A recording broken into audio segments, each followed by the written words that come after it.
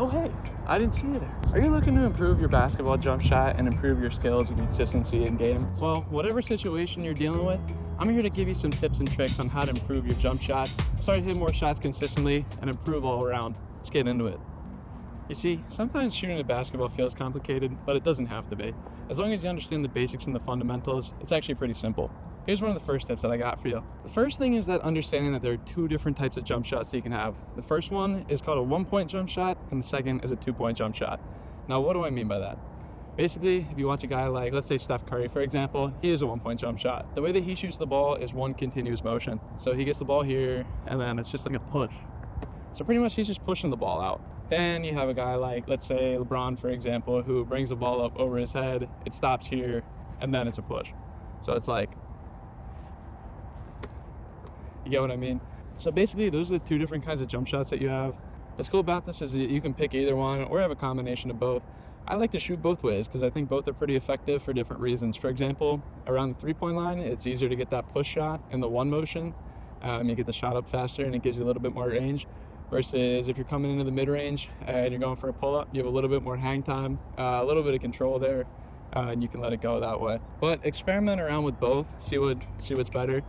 Okay, so I'm skipping ahead a little bit, but the next thing I'm going to talk about is using your guide hand when you shoot the ball. Okay, this is a pretty important one because a lot of people, this interferes with their shot, and it's a really good thing to know. So when you're shooting a basketball, it really is all in the one arm. And basically, your guide hand is the hand that you're not shooting with, putting that on the side of the ball. When you're shooting with one hand, basically a problem that a lot of people have is that their offhand will get in the way, and it's called like a thumb flick.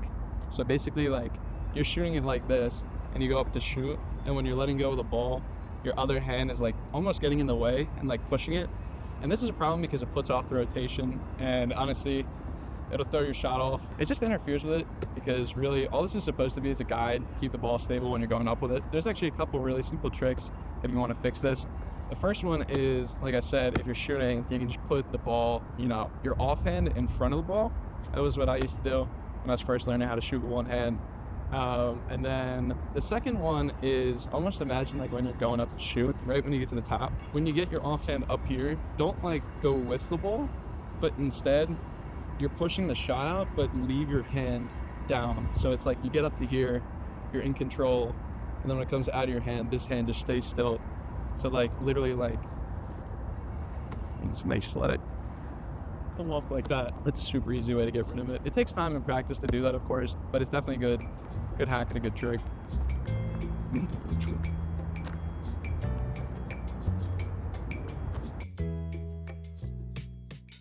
The next important step is your body alignment. Essentially what we want is your arm completely straight and your body completely in line with the hoop so that you get a straight line when you're letting go of the ball. Now, in my opinion, the easiest way to do this, I'm right-handed, so basically what I'll do, I'll turn my body slightly and I'll put the ball, like my release will be off to like the right side of my head. So sometimes literally I'll shoot and like the ball will like touch my eyebrow. And basically by doing that, when you're coming up with the ball, your arm ends up being in a straight line. I personally prefer this over if you're shooting straight away because the ball is out here, and like for someone like me when I shoot it, so the arm's like here and it's almost like you're pushing it in that direction, like my arm's like coming across my body to shoot. Whereas if I'm turned like this, then you can see it's a straight line. Another important thing that I haven't mentioned yet is that you should at minimum have your feet at least shoulder width apart. And the reason for that is actually my high school coach told me this. So he gets me, he's like, all right, put your feet both together. So I stand together, he takes a basketball and he hits me with it, and I just go flying, like I completely lose my balance. And he's like, all right, now put your feet wider together. So I put my feet apart, and he hits me with the ball again, and I move a little bit, but like, basically what he's saying is that you have a lot more balance when your feet are spread apart. So make sure that when you're shooting, you're never shooting like in here. Make sure that your feet are always out here, or sometimes even wider. If you see guys like Kevin Durant, they have a pretty wide base, but it helps with balance, and that's a really important part to the whole shot.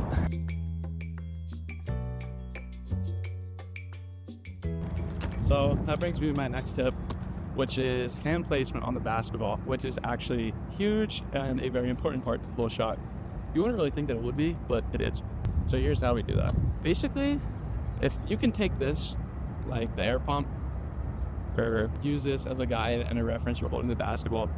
You want to hold the basketball anywhere between these two fingers. So as far as here and as far as here. A guy like Steph Curry shoots literally with his finger on that part of the basketball, versus a guy like Kyrie Irving will shoot with his middle finger on that part of the basketball. And then other people like myself, for example, I go somewhere in the middle. So somewhere like along there.